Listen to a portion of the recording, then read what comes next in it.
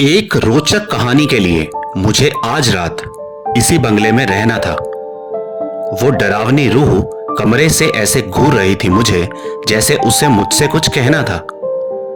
आखिर क्या हुआ था यहाँ और क्या है इस लड़की की कहानी, ये सब जानना था मुझे उस बूढ़े आदमी की जबानी। और ये रहस्यमयी कहानी थी 100 साल पुरानी। बूढ़े आदमी ने बताया कि उस जमाने में यहां एक खूबसूरत लड़की रहा करती थी और पड़ोस में ही रहने वाले एक सुंदर से लड़के पे वो मरती थी। प्यार का इजहार करने को लड़की ने लड़के के लिए एक गाना गाया, पर वो करता था किसी और से प्यार। लड़के ने ये लड़की को समझाया और बड़े आदर के साथ उसके प्यार को ठुकराया। लड़की से ये सब सहा न गया, उस लड़के के बिना रहा न गया। उसने हर संभव कोशिश की लड़के को पाने की, उसके दिल में अपनी जगह बनाने की। वो भूली क्या था गलत और क्या सही। लड़के के इश्क में वो पागल हो गई। अब वो गलत को भी सही मानती थी और वो काला जादू करना जानती थी। ना मानी वो लड़के के ठुकराव को तो गुस्से में चलाया उसने काले जादू के दाव को।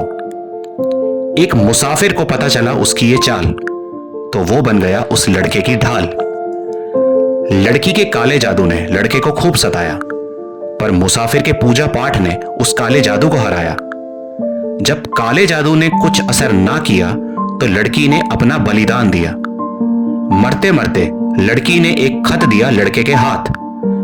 लिखा था कि मैं जा रही हूं दुनिया से, पर सदा रहूंगी तेरे साथ। जब लड़के ने उसके खत को सुना तो बचने के लिए इस बंगले को चुना। लड़की के बलिदान से मुसाफिर की ढाल टूट गई। अचानक हुई लड़के की मौत और उसकी सांसें छूट गई। मुसाफिर ने तब अपनी हार मान ली। लोग कहते हैं लड़की की आत्मा ने लड़के की जान ली। मुसाफिर ने फिर से पूजा पाठ का सहारा लिया। लड़की की भटकती आत्मा को बंगले के उस कमरे में कैद किया। उस बूढ़े आदमी से लड़की की कुछ और बातें मैंने जानी। सोचा मन में क्या बना लूं इसे अपनी नॉवल की कहानी। अब और इस भूत बंगले में मुझे नहीं रहना था। कमरे से एक साया देख रहा था मुझे, जैसे उसे मुझसे कुछ कहना था।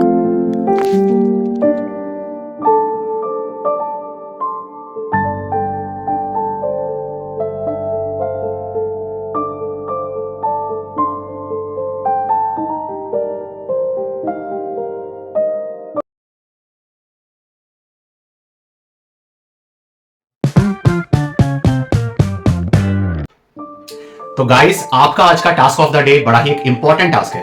आपको अपने पास्ट पे एक नजर डालनी है और आपको याद करने हैं 6 मोमेंट्स।